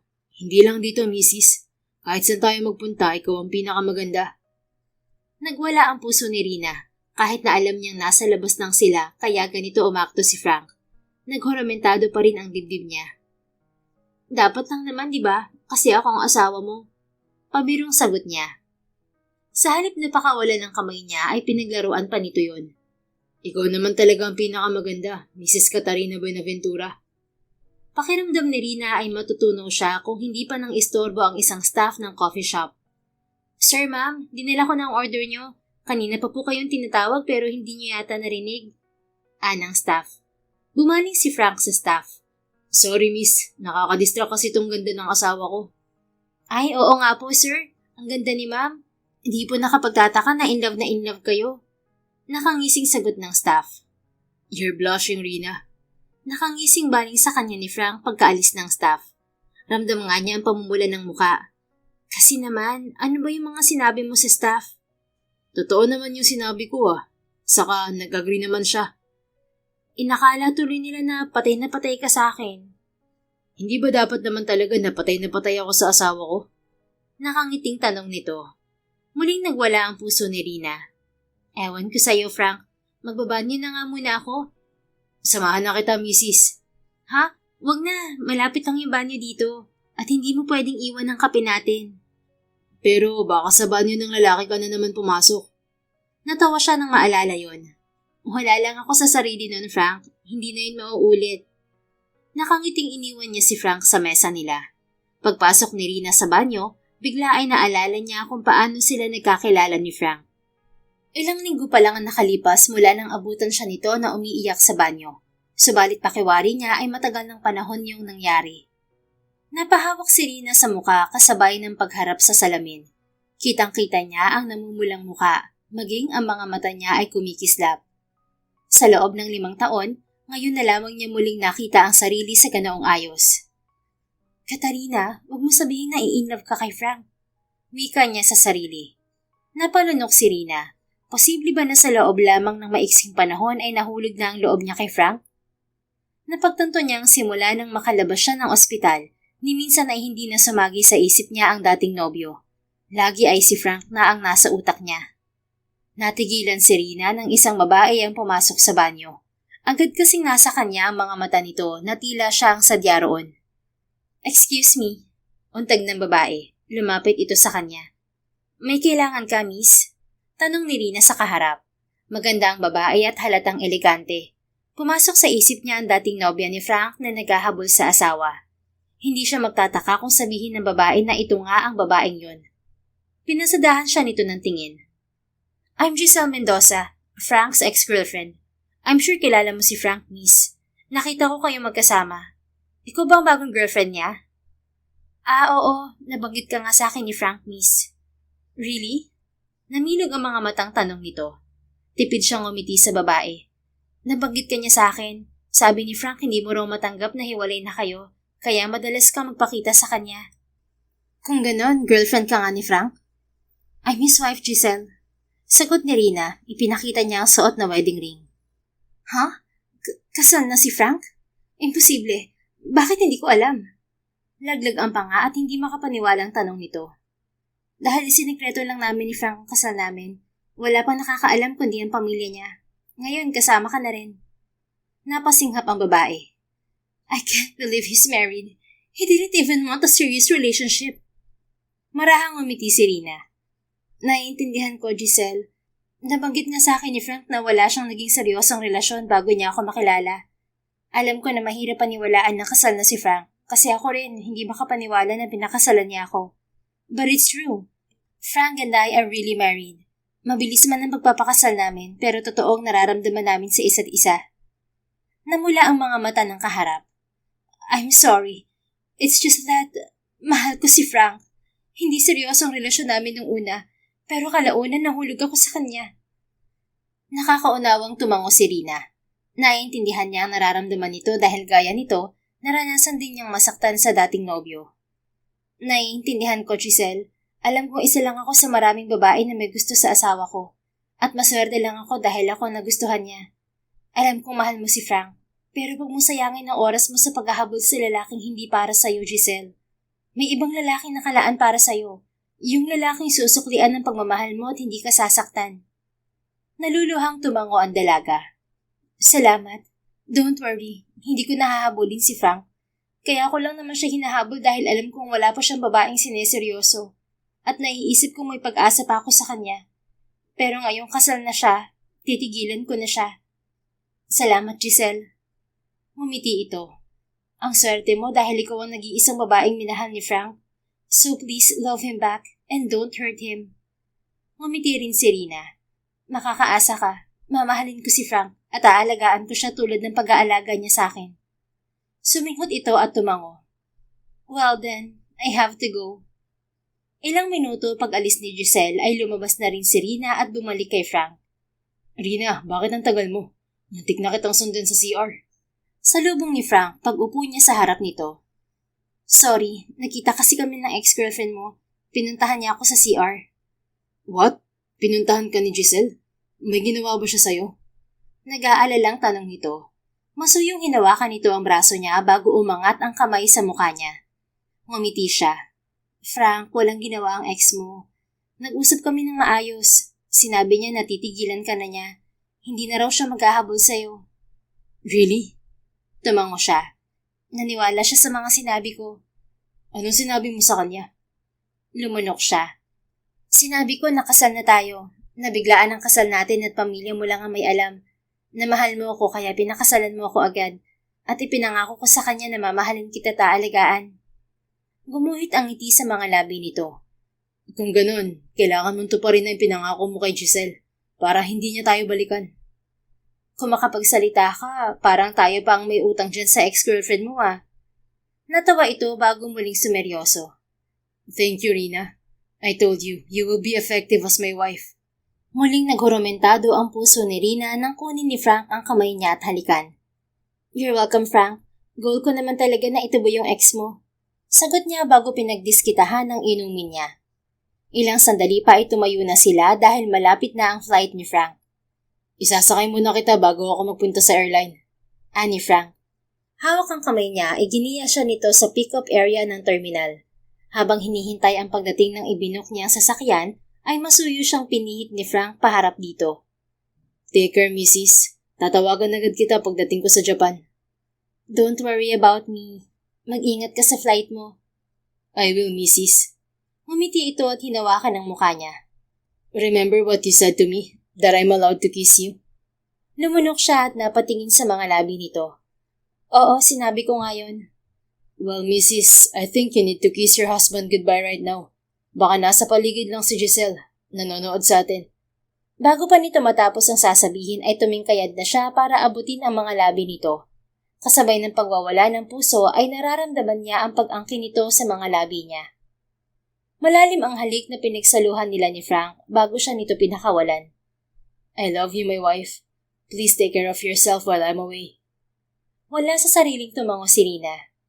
Si Frank naman ay tila ayaw pa siyang pakawalan kung hindi lamang dumating ang sasakyan niya. I'll see you tomorrow, Mrs. Isang masuyong halik pa ang iginawad nito sa noo niya bago siya ihatid sa kotse. Habang lulan si Rina ng sasakyan pauwi ay isang realisasyon ang napagtanto niya. Mahal na niya si Frank. Hindi niya alam kung paano nangyari, subalit sa loob ng maiksing panahon ay nagawang palitan ni Frank ang dating nobyong si Santi sa puso niya. Sa halip na dumiretso sa kondo ni Frank ay nagpahatid si Rina sa bahay ng pinsan. Nandito si Tita Rina! Bati sa kanya ni Carlota. Hawak kasi nito ang anak nang pagbuksan siya ng gate. Napadalaw ka, Rina. Nasa trabaho si Captain Pogi. May problema ako, Lota. Mahal ko na si Frank. Bulalas niya sa pinsan. Namilog ang mga mata nito pagkatapos ay natawa. Parang hindi naman problema yan. Dapat masaya ka kasi ibig sabihin nakamove on ka na kay Santi. Pagak siyang ngumiti. Pero masasaktan din ako kay Frank. Temporary lang ang kasal namin. Ay nako, sinabi ko naman sa'yo, Rina. Baka gusto ka rin talaga ni Frank. O kung mali naman ako, di gamitin mo yung pagsasama niyo bilang mag-asawa para ma-inlove din siya sa'yo. Naisip ni Rina ang espesyal na trato sa kanya ni Frank. Paano kung tama ang pinsan at may ibig sabihin ng mga yon? Pero mayaman siya, Lota. Paano kung tulad rin ng lolo ni Santi ang pamilya ni Frank? Mapait ang ngiting wika niya sa pinsan. Magkaiba naman si Santi at Frank, Rina. Magkaiba rin ang pamilya nila. Naniniwala rin akong hindi naman lahat ng mayayaman matapobre. At kung sakaling pareho nga kayo ng nararamdaman ni Frank at tutol sa iyo ang pamilya niya, siguro naman hindi ka napapayag ulit na manduhan ng pamilya niya. Lumunok siya. Mahal niya si Frank at kung sakaling mahal din siya ng lalaki, hindi niya uulitin ang pagkakamaling nagawa noon sa dating nobyo. Hindi niya bibitawan ang pag-ibig para kay Frank. Mahal ko si Frank, Lota, at kung sakaling mahal niya rin ako, ilalaban ko ang pag-ibig ko sa kanya. Sa huli ay wika niya sa pinsan na ikinangiti nito. Tama yan, suportado kita riyan. Pagkatapos maghapunan ni Rina sa bahay ng pinsan ay umuwi siya sa unit ni Frank. Kinabukasan paglabas niya ng silid ay nabigla siya nang maabutan sa kusina ang asawa. Frank! Magkahalong tuwa at gulat na bati ni Rina dito. Good morning, Mrs. Malaki ang ngiting bati nito. Bago pa niya mapigilan ang sarili ay tinawid na niya ang distansya nila at niyakap si Frank. Halatang nabigla ang lalaki, subalit sa halip na humiwalay ay gumanti ito ng yakap. I missed you, Rina. Masuyong sambit nito. I missed you too, Frank. Sagot niya at napangiti. Sa ipinapakita nito, pakiramdam ni Rina ay tama ang pinsan sa hinala na gusto rin siya ng lalaki. Subalit kung hindi siya mahal ng asawa ay gagawa siya ng paraan para mapaibig ito. Napagtanto niya na maswerte siya dahil binigyan siya ng ikalawang pagkakataon para mabuhay at magmahal. At hindi niya sasayangin ang pangalawang buhay na ipinagkaloob sa kanya. Gagawa siya ng paraan para makamit ang kaligayahan niya. Anong oras ka nakauwi? Tanong niya kay Frank matapos humiwalay dito. 2:00. I know you're asleep so I didn't wake you up. 2:00? Tapos ang aga mo nagising? Wala ka bang tulog? I managed to sleep a little. It's okay, Mrs. Sanay naman ako. Come on, let's have breakfast. Nagluto na ako. Hinalikan siya nito sa noo bago siya ipinaghilan ng upuan. Habang kumakain ay pinag-usapan nila ang naging flight nito. By the way, Mrs., my whole family knows about you now. Wika ni Frank. Napalunok siya. Sinabi mo na? One of my cousins saw us kissing in the airport. Naichismis niya agad kina mama, kaya napilitan na akong sabihin sa kanya nang tumawag siya sa akin kanina. Now my family wants to meet you. Muli ay napalunok si Rina. Bago siya makasagot ay hinawakan ni Frank ang kamay niya. You have nothing to worry about, Rina. My family will love you. Wala kang maririnig na masamang salita galing sa kanila. At kung sakaling meron man, kasama mo akong aalis para talikuran sila. Ha? Magagawa mo yun para lang sa temporary wife mo? Temporary or not, you are my wife. Bilang asawa mo, tungkulin ko na protektahan ka sa lahat ng mananakit sa'yo. Namula ang sulok ng mga mata niya. Okay, haharapin ko ang pamilya mo, Frank. Thank you, Rina. Ngumiti ito at pinatakan ng halik ang kamay niya. Gumanti siya ng ngiti bago nila masayang ipinagpatuloy ang pagkain. Nang hapong yon ay sinamahan si Rina ng asawa niya sa follow-up check-up niya sa doktor. Ang bilis gumaling ng sugat mo ah. It's only been 2 weeks but your incision is already fully healed. Wika kay Rina ng kanyang doktor. Meron po kasi akong personal nurse sa bahay, Dok. Magaling mag-alaga tong asawa ko. Nakangiting sagot ni Rina bago bumaling kay Frank na nasa tabi niya. Wow, you two got married? Congratulations! Pinakasalan ko na, Dok. Maiksi lang ang buhay natin. Dapat hindi na maghintay ng matagal para gawin ang mga bagay na magpapasaya sa atin. Sagot ni Frank. Nagwala ang puso ni Rina sa narinig. Natawa naman ng doktor. Tama nga naman. Maiksi lang ang buhay kaya dapat na huwag nating sayangin ang bawat minuto. Kaya naman pala ang bilis ng pagaling nitong pasyente ko. Iba talaga ang nagagawa ng pag-ibig. Sabi nga nila, the most powerful thing in the world is love. I definitely agree with that, Doc. Sagot ni Frank. Teka, matanong ko lang. Naging maingat ba kayo sa honeymoon nyo? Namula ang mukha ni Rina. Nakanguso naman si Frank. Doc, hindi pa namin ginagawa. Kumarap-kurap ang doktor. Oh, very good, mister. Well, another 3 to 4 weeks before your wife can resume her normal activities. That means pwede na rin mag-honeymoon. Pero mag-ingat pa rin, dahan-dahan muna. Don't worry, Doc. Ingat na ingat ko po ang asawa ko. Sagot ni Frank bago masuyong hinawakan ng kamay niya. Namumulaman ay napangiti na lang si Rina. Samantala, kinabukasan, pagkatapos mag-almusal ay naghanda silang mag-asawa para sa pagbisita sa bahay ng mga magulang ni Frank. Nagbibihis si Rina nang magpasya si Frank na tawagan ng inang si Paris. Frank, iho, anong oras kayo pupunta ng asawa mo?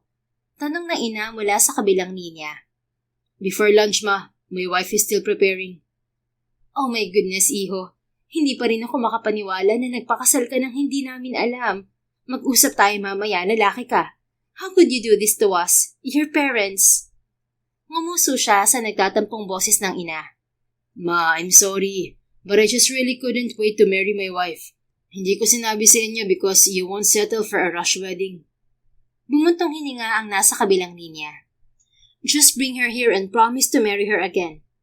Of course, ma. Pakakasalan ko siya ulit. Sagot niya. Kapag nakuha ko ng puso ni Rina, I will marry her again. I will give her the best wedding she deserves. Dugtong ni Frank sa isip. By the way, ma, please be nice to my wife. Anya sa ina. Suminghap ang ginang. Why are you asking me that, Francis Colton? Sa tingin mo, dahil lang wala ako sa kasal niyo, susungitan ko na ang asawa mo? You're offending me, iho. I'm sorry, ma. It's just that my wife is nervous to meet you. She has trauma from her past relationship. Hindi siya gusto ng pamilya ng ex-boyfriend niya dahil hindi sila pareho ng estado sa buhay. And now my wife is worried that she will get the same treatment from my family. Sa totoo lang ay gustong magalit ni Frank sa dating nobyo ni Rina dahil sa sinapit ng dalaga sa pamilya nito. Subalit kung hindi rin naman naghiwalay ang mga to ay baka hindi sila nagkakilala ng asawa. Oh, iho, assure your wife that she will be accepted in our family. She has nothing to worry about. Sagot ng ina. Samantala, abot ang kaba ni Rina habang nasa biyahe sila ni Frank patungo sa bahay ng mga magulang nito. Naalala niya noong iniharap siya ng dating nobyong si Santi sa pamilya nito. Hindi niya makalimutan ang nanliliit na tingin na nakuha niya sa abuelo ng binata. Sinong naghihintay sa atin sa bahay niyo? Tanong niya kay Frank. Bumaling sa kanya ang asawa at ngumiti. It's just my parents, my sister Alexandra and his family. Nasa bakasyon si Ate Atina. Nasa France naman ang bunso namin na si Francesca. Nakagat niya ang ibabang labi. Kinakabahan ako sa magiging reaksyon ng mga magulang mo. Paano kung atakihin sila, Frank? Bahagya itong natawa. Rina, hindi mangyayari yan. Parehong malusog ang mga magulang ko. Hindi ba talaga sila magagalit? Paghinto nila dahil sa traffic light ay masuyong hinawakan ni Frank ang kamay niya. Please stop worrying too much, Rina. My parents already know I got married. They're already expecting us. They'll be happy to meet you. Hindi mo mararanasan na pagsalitaan ng masama. You're safe with me. And you're also safe with my family. Nag-init ang sulok ng mga matang tumango siya. Kahit nabis ang kaba niya, ay nanaig ang pagtitiwala niya kay Frank. Pagdating nila sa mga magulang ni Frank, unti-unting napawi ang takot niya nang sinserong ngiti ang isinalubong sa kanya ng pamilya nito.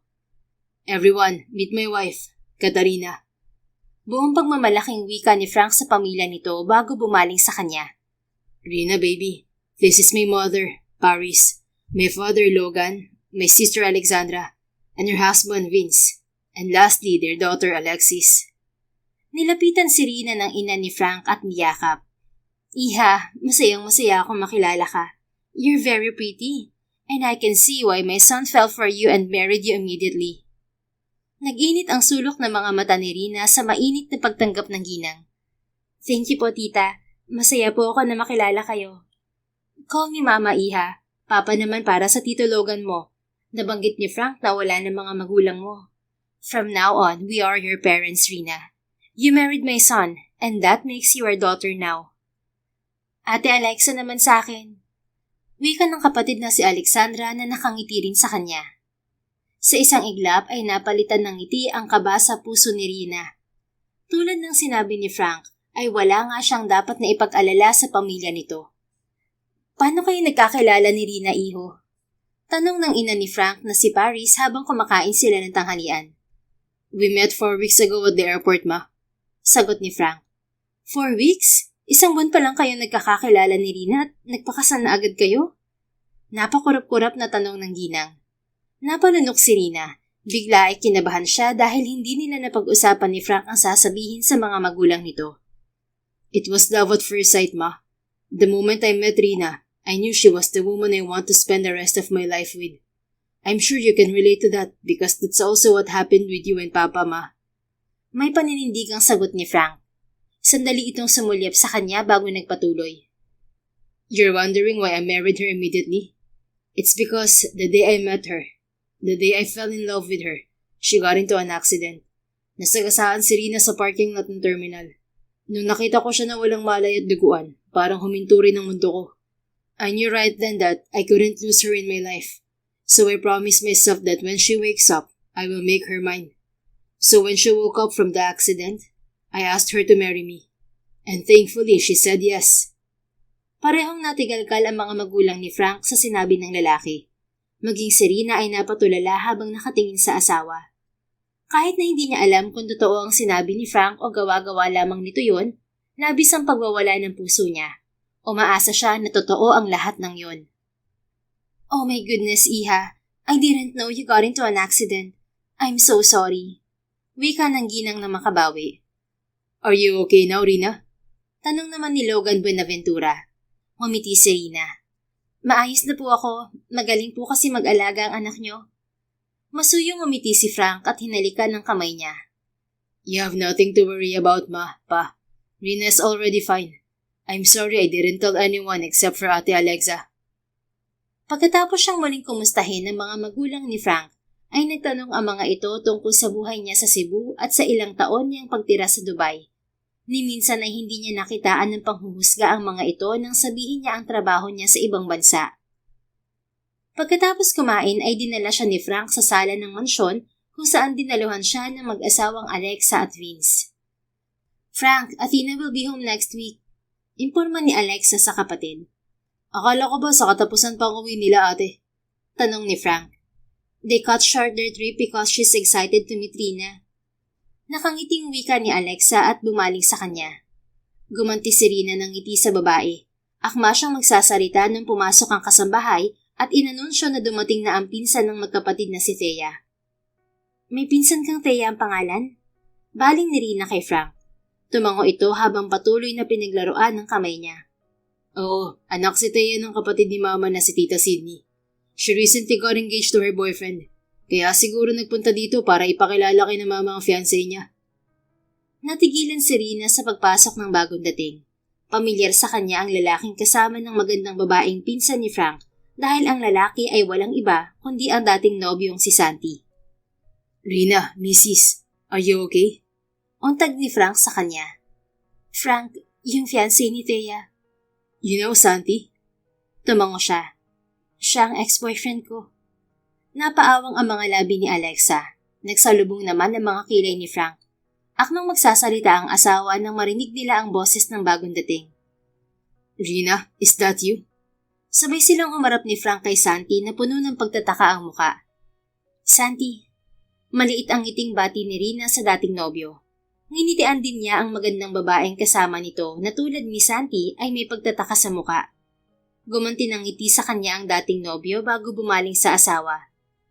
Thea baby, this is my ex-girlfriend, Rina. Rina, si Thea, ang babaeng pakakasalan ko. Thea, Santi, I would like to formally introduce Rina, my wife. Wika naman ni Frank kasabay ng mahigpit na paghawak nito sa kamay niya. Parehong namilog ang mga mata ng dalawang bagong dating. Oh, hindi ko alam na nagpakasal ka na pala, Frank. Ani Thea, nakangiti itong bumaling kay Rina. Nice to meet you, Rina. Wow, sinong mag-aakala na yung ex ni Santi ay magiging asawa pala ng pinsan ko? What a small world. Bahagyang natawa si Rina sa huling sinabi ng babae. Nice to meet you rin, Thea. Alam mo, pinagsilosan kita noon kasi ikaw lang ang nag-iisang ex ni Santi. Pero dati yun, nung hindi pa kami nagkakaliwan na ganitong fiancé ko. Ani Thea. Tipid nang umiti sa kanya si Santi bago bumaling sa babae. Wala kang dapat na ipagselos, Thea. Rina is part of my past, while you are my present and my future. Napangiti si Rina habang pinagmamasdan ng dating nobyo at ang babaeng mahal nito. Walang halong pait o lungkot ang nararamdaman niyang saya para kay Santi. Santi's right, matagal na kaming tapos, kalahating dekada na. Ani Rina kay Thea. And Rina is my wife now. Ako ang kasalukuyan niya at hinaharap. Singit naman ni Frank. Ngumiti si Thea. Pagkatapos bumati sa mag-asawang Alexa at Logan, ay nilagpasan sila nito para magtungo sa kusina kung saan naroon ang mga magulang ni na Frank at Alexa. Oh, bakit tahimik ka dyan, Frank? Si Thea at si Rina okay sa isa't isa. Don't tell me ikaw tong hindi okay kay Santi. Ani Alexa sa kapatid. Napatingin si Rina sa asawa. Napansin nga niya na kanina pa mahigpit ang hawak nito sa kamay niya. Nagsiselo si Frank? Ibig sabihin, totoo nga na may nararamdaman siya sa akin? Wika ni Rina sa isip. Akmang sasagot si Frank sa kapatid nang magring ang cellphone ni Rina. Nagmamadaling kinuha niya yon sa bulsa ng bag. Si Auntie ang tumatawag, Frank. Sagutin ko lang to. Paalam niya sa asawa. I'll come with you, Mrs. Anito. Kahit sa pakikipag-usap ng asawa mo sa telepono, kailangan kasama ka? Ang clingy mo naman, Frank. Tukso ni Alexa. Namula si Frank bago tumayo kasabay niya. Go ahead, Mrs. Answer your phone. May kukunin lang ako sa kwarto ko. Sa harap ni na Alexa at Vince ay hinalikan siya ni Frank sa noo. Tinungo nito ang malawak na hagdan habang siya ay nagpunta sa hardin ng bahay. Auntie Helen, napatawag po kayo. Tanong ni Rina sa tiyahin na nasa kabilang linya. Gusto lang kitang kumustahin, Rina. Kumusta ang lagay mo dyan? Huwag po kayong mag-alala, Auntie. Maayos po ako dito. Ay, mabuti naman. Nag-alala ako ng husto sa iyong bata ka. Ilang minuto pang nakipag-usap si Rina sa tiyahin bago niya ibinaba ang tawag. Kasabay ng pagbaba niya ng cellphone ay narinig niya ang yabag sa likod niya. Inaasahan niyang si Frank yun, subalit nang humarap siya ay si Santi ang nakita niya. Santi, anong ginagawa mo dito? Tanong niya sa dating nobyo. I just wanna talk to you, Rina. Si Thea. Tipid itong umiti. Alam ni Thea, nakakausapin kita. Nagpaalam ako sa fiancé ko. Nalaman ko kasi kay Tita Paris na naaksidente ka. Bumahid ang guilt sa mukha nito. Rina, I'm sorry I didn't know you got into an accident that day at the airport. Nabalitaan kong may aksidenteng nangyari, pero hindi ko alam na ikaw ang involved doon. Ngumiti siya sa dating nobyo. It's okay, Santi. Wala kang kasalanan sa nangyari. Walang ibang may kasalanan kundi yung nakabangga sa akin. I'm glad you're okay. Had I known what happened to you, I would have visited you. Thea and I would have visited you. I'm okay. Hindi naman ako mag-isa dito sa Maynila. Nandito si Lota, yung pinsan ko, at si Frank. Sila ang nag-alaga at nagbantay sa akin nang nasa ospital ako. Napangiti siya nang maalala niya ang mga panahong magkasama sila ni Frank sa ospital. Santi, siguro nagtataka ka kung paanong kasal na ako agad. Samantalang nung nag-usap tayo, sinabi ko sa'yo na mahal pa rin kita. Hindi ko rin alam, pero nung nakilala ko si Frank, nakalimutan agad kita. O baka siguro, inakala ko lang na hindi pa ako nakamove on sa'yo dahil may pagsisisi ako sa naging relasyon natin. Pero isa lang ang sigurado ko, wala na akong katiting na pagmamahal sa'yo ngayon. I'm totally over you, Santi. At ngayong nakita ulit tayo, wala akong ibang nararamdaman kundi saya. Masaya ako para sa'yo. Wika niya sa dating nobyo. And I'm happy for you too, Rina. I'm glad you've also found your happiness. Sinserong sagot ni Santi. Sa naluluhang mga mata ay ngumiti siya. Tama ka nga, hindi talaga tayong para sa isa't isa, Santi, dahil may ibang nakalaan para sa atin. And who would have thought na parehong Vallejo ang tamang tao para sa atin? Natawa si Rina. Akma siyang sasagot nang nakarinig siya ng panibagong yabag. Kasunod niyon ay naramdaman niya ang kamay ni Frank sa baywang niya. Gamit ang isang kamay ay itinulak nito ang dibdib ni Santi. What are you doing here talking to my wife while your fiancé is inside the house? Gago ka ba, Santi? Sikmat ni Frank kay Santi. Captain, wala akong masamang intensyon. Gusto ko lang kumustahin si Rina. Depensa ni Santi at nagtaas ng dalawang kamay. Frank, nag-usap lang kami ni Santi. Wika ni Rina sa asawa. You heard your wife, Frank. Kinumusta ko lang si Rina. You have nothing to be jealous about. Mahal ko si Thea at mahal ka rin ang asawa mo. Ani Santi bago umalis sa harap nila. Lumunok si Rina at humarap kay Frank. Mister? Let's go home, Mrs. Seryosong wika ni Frank. Bakit tayo uuwi agad? Sabi ng mama mo, dito na tayo maghapunan. Okay naman kami ng pinsan mong si Thea. Kami rin ni Santi. Tila nahihirapang umiti si Frank. Masuyo nitong hinawakan ang mukha niya. Pero ako, hindi ako okay, Rina. Hindi okay sa akin na nakikitang nagsiselos ka sa ex-boyfriend mo at sa pinsan ko. I made a promise to you that you'll never get hurt again. Kaya ayoko nakikitang nasasaktan ka kapag nakikita mo sila. Do you hear me, Rina? Ayoko nasasaktan ka. Ayoko makitang umiyak ka ulit. Napaawang ang mga labi niya. Frank, nagkakamali ka. Hindi ako nasasaktan kay Santi at sa pinsan mo. Hindi ako nagsiselo sa kanilang dalawa. Nakamove on na ako kay Santi. Wala na siya sa puso ko. Napatitig si Frank sa kanya. Hindi mo na mahal si Santi? Sinalubong niya ang mga mata nito. Hindi na. Wala na si Santi sa puso ko. At dapat ko ipagpasalamat yun sa'yo. I'm in love with you, Frank. Simula nang makilala kita, nawala na sa isip ko si Santi. Simula nang makilala kita, ikaw na umuo ko pa sa isip ko. Hanggang sa namalayan ko na lang na ikaw na rin ang laman nitong puso ko. Totoo ba yan, Mrs.? Yes. I love you, Francis Colton Buenaventura. Alam ko may katapusan tong pagsasama natin. At sa huli baka masaktan ako. Pero hindi na baling masaktan. Basta masabi ko sa iyo ang totoong nararamdaman ko para sa iyo. Mahal kita, Frank. Sa maiksing panahon, minahal kita ng higit pa sa pagmamahal ko kay Santi. Kumislap sa luha ang mga mata nito. Mahal din kita, Rina. Lahat ng sinabi ko kanina sa harap ng pamilya ko, totoo. It was love at first sight for me. Nung makilala kita, sigurado na agad ako na ikaw ang babaeng para sa akin. Ikaw ang babaeng gusto kong makasama sa habang buhay. Kaya inalok kita ng kasal. Ginamit kong dahilan ng ex-girlfriend kong si Giselle para mapapayag kang maging asawa ko. I asked you to be my temporary wife. But the truth is, I want you to be my wife forever. Naplano ko talaga na paibigin ka habang magkasama tayo. Dahil wala na akong planong pakawalan ka sa buhay ko. Hindi mo na ako kailangang paibigin pa, Frank. I'm already in love with you. Mahal kita. Mahal na mahal. Buong pusong sagot niya sa lalaking minamahal. Mahal na mahal din kita, Katarina. Ngumiti siya kasabay ng pagpatak ng luha. You know what, mister? Everything really happens for a reason. Naghiwalay kami ni Santi dahil hindi kami para sa isa't isa. Dahil may 2 Vallejo na nakalaan para sa amin. Ngumiti si Frank habang masuyong tinutuyo ang pisngi niya. From the start, you're meant to be mine, Rina. I am your Vallejo, and I'll forever be your man. So please marry me again. Promise me that you will be mine forever. Sa'yo ako habang buhay, Frank.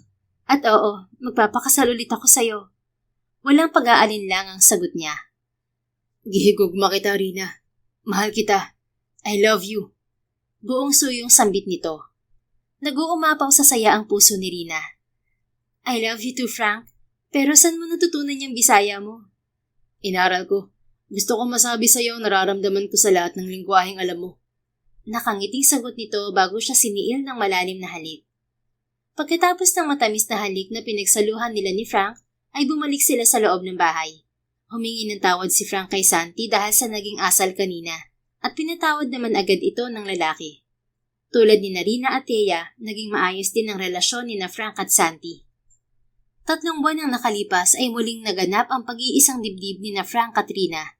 Dinaluhan yon ng mga kamag-anak ni Rina sa Cebu at ng buong Vallejo clan.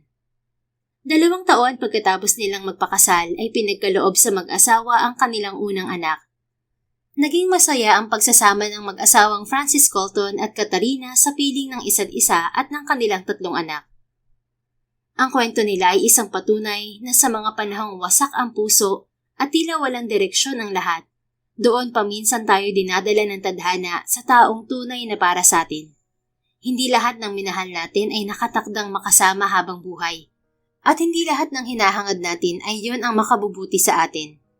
Minsan, ang sakit at pagtatapos ay paraan lamang para ilayo tayo sa maling tao at ihatid sa tamang pagmamahal.